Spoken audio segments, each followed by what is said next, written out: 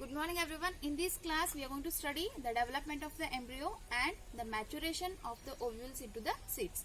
So firstly we'll see the embryo.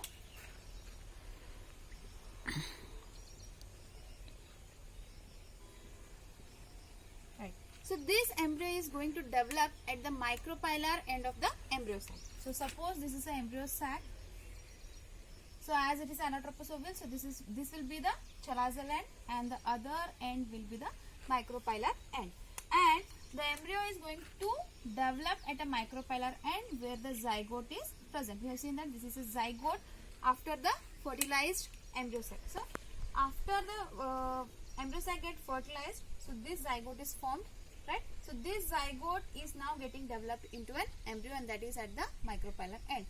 This zygote is going to divide only after certain amount of endosperm is formed. So why it requires the endosperm is to get the assured nutrition for the developing embryo, right? So now what happens means this embryo, there are two types of embryos, that is a monocotyledonous embryo and the dicotyledonous embryo. So though the seeds are going to differ greatly, but their early stages are similar in both the cases of monocot as well as the dicot embryo. So now let us study the structure of a monocotyledonous embryo and the dicotyledonous embryo. So coming to the first one, that is dicotyledonous embryo.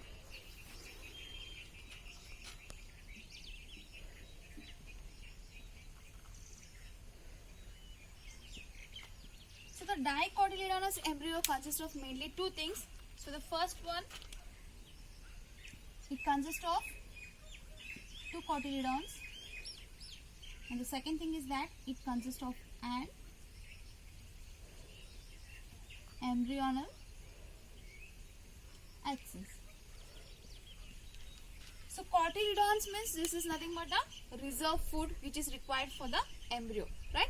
So the dicotyledonous embryo consists of two cotyledons and an embryonal axis. So we'll see how it looks like.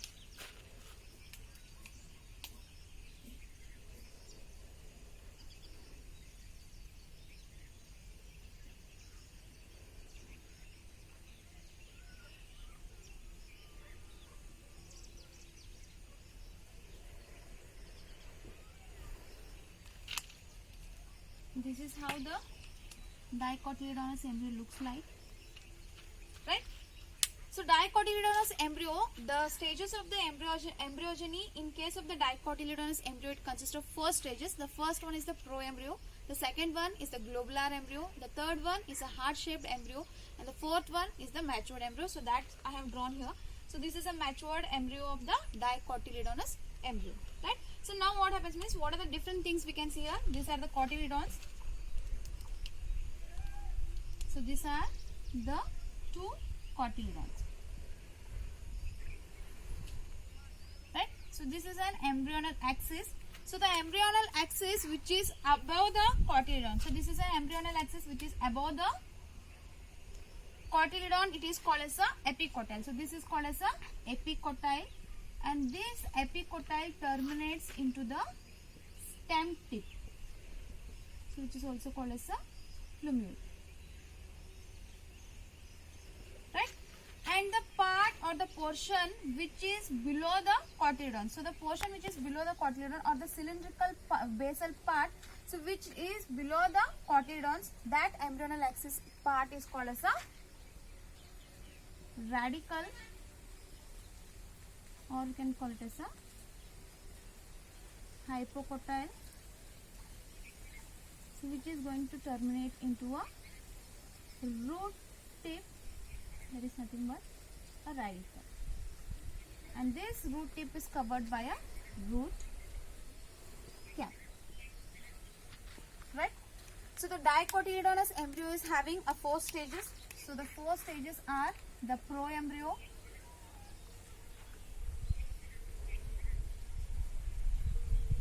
globular embryo, heart-shaped embryo, and the matured embryo.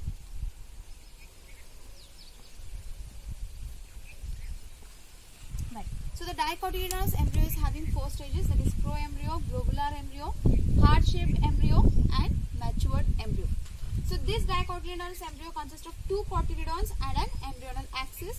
So these are the two cotyledons and this is an embryonal axis. So the portion of the embryonal axis that is above the cotyledon is called as a epicotyle. Epi means above the cotyledons, and that is going to terminate into a plumule, that is, or the stem tip, right? So the embryonal axis that is below the cotyledon is called as a hypocotyle, and that is going to terminate into a radicle or the root tip, and this root tip is covered by the root cap. So this is regarding the structure of the dicotyledonous embryo. So now let us see the structure of the monocotyledonous embryo. Right? So the monocotyledonous embryo consists of two things. That is, it consists of one cotyledon and an embryonal axis. So the mono means single. So this monocotyledonous embryo consists of only one cotyledon and also an embryonal axis. But the thing is that an embryonal axis, so to the lateral side of the embryonal axis writes the will be the cotyledon. Means the cotyledon is going to be present on only one side of the embryonal axis, that is the lateral side of the embryonal axis. So usually this cotyledon in case of the grass, so in case of the grasses, this one cotyledon is usually called as a scutellum. So we are going to call it as a scutellum in case of the grass. So scutellum is nothing but the cotyledon, right? So here what happens means how the structure of the monocotyledonous embryo looks like. So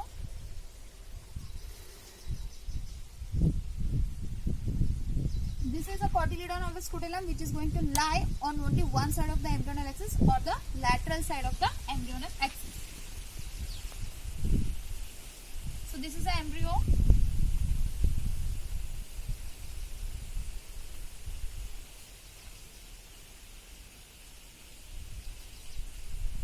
So this is an embryo.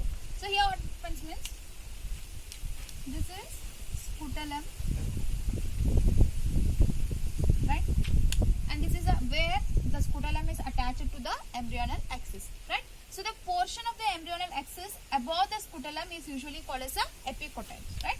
So this is a epicotyle, and this epicotyle consists of a shoot apex and a leaf primordia, right? So this shoot apex and the leaf primordia are covered by a hollow foliar structure which is called as a coleoptile. So it is covered by a sheath. So this sheath is called as a coleoptile, right?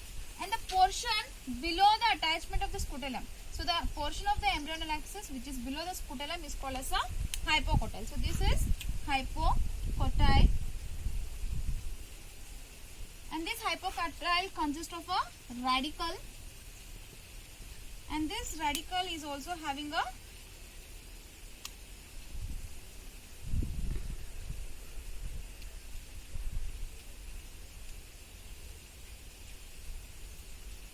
root cap,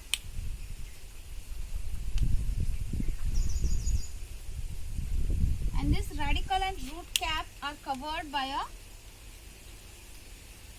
undifferentiated sheath which is called as a coleorhiza,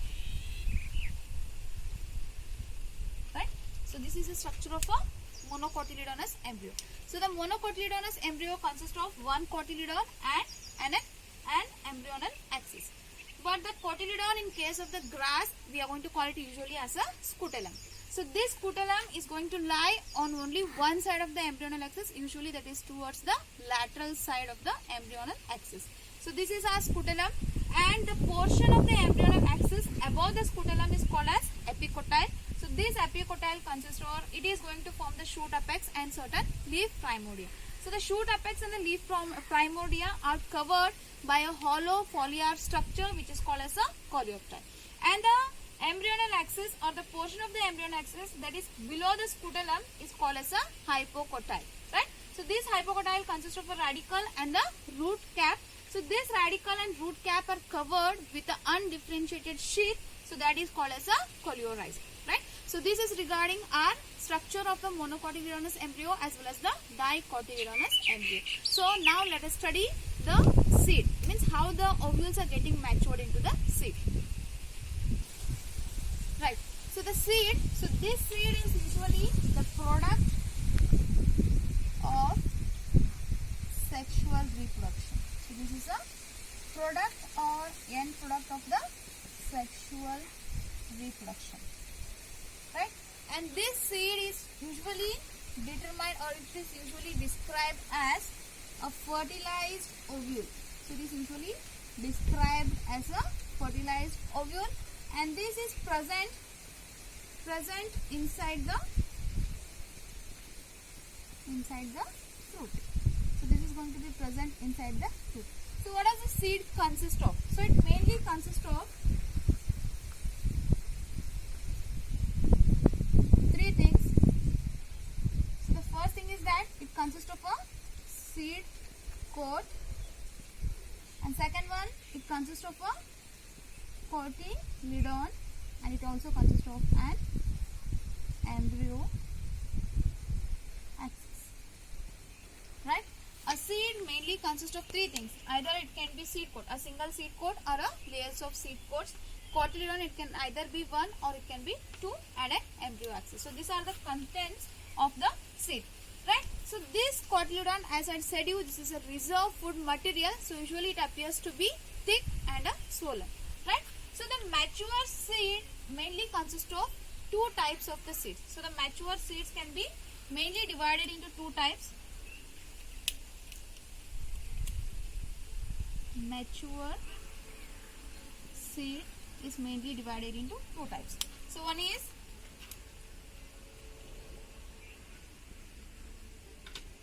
non-albuminous seed and one is the albuminous seed. So whenever the seeds get matured, so they can be classified into two types. One is the non-albuminous seed and one is the albuminous seed. So it is in both of the dicotyledon as well as the monocotyledon. Means in dicotyledon also we are having the non-albuminous and the albuminous seeds, and even in the monocotyledon we are having the non-albuminous and the albuminous seed. So what is the main difference between the non-albuminous and the albuminous seed is that in the non-albuminous there is no residual endosperm. So there is no residual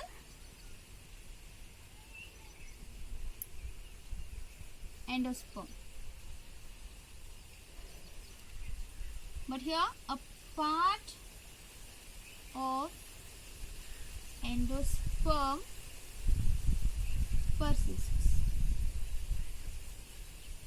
Right? So the non-albuminous seeds are the seeds in which there is no residual endosperm. Means the endosperm is completely utilized by the developing embryo. So the best example for this are the groundnut and pea. So whereas in the albuminous seed, a part of the endosperm is going to be persistent. Means a part of the endosperm is remaining even after the complete development of the embryo. So the best example of the albuminous seeds are the wheat, rice, barley, maize, etc. Right? So the main difference is that non-albuminous seeds, they doesn't have the residual endosperm, whereas the albuminous seeds, they are having a part of the endosperm which is going to be persistent even after the seed, embryonal axis is completely developed. Right? So the example for non-albuminous is pea and groundnut.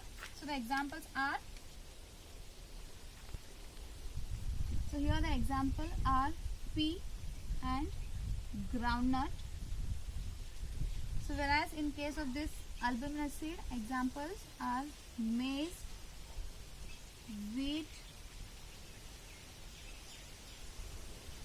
barley, etc. Right? So the mature seed is having, it is divided into non-albuminous and the albuminous seed. So now what happens means the ovules which are the ovules are having a integuments, right? So it is having mainly two integuments. One is the outer integument and the inner integument. So these integuments, after the maturation, what happens means when the ovules are getting matured into the seed, these integuments are converted into, so the integuments are converted into hard seed coats. So they are going to get developed into a hard seed coats. Right? So So the integuments of the ovule are getting converted into the hard seed coat, and the micropyle. So the micropyle is going to be converted into a small pore in the seed coat. So it is the micropyle that is present at the micropylar end.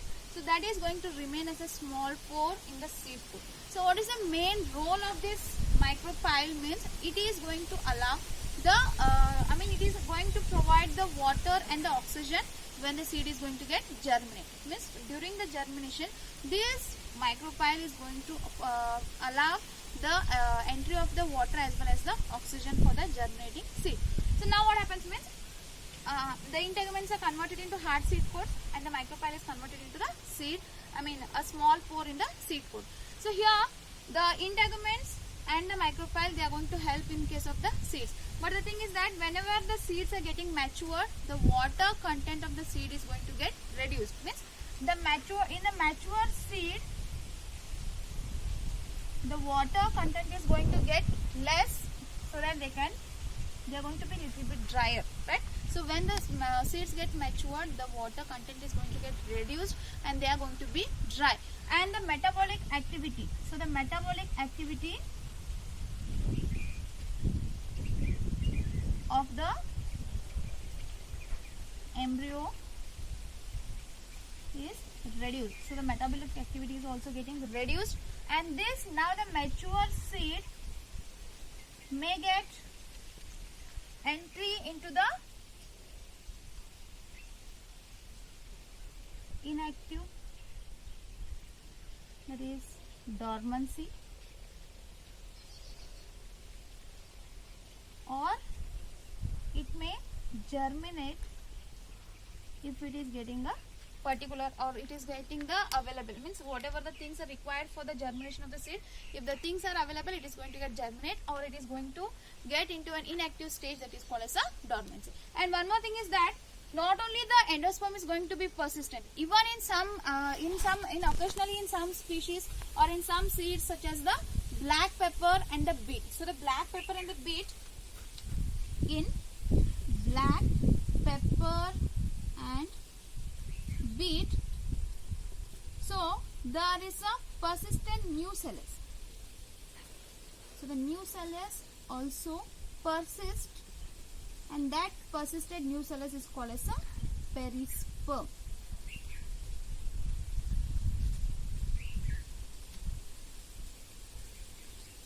Right, so that is called as a perisperm.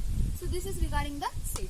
So we'll just revise this. Seed is a end product of the sexual reproduction, and it is usually described as a fertilized ovule, right?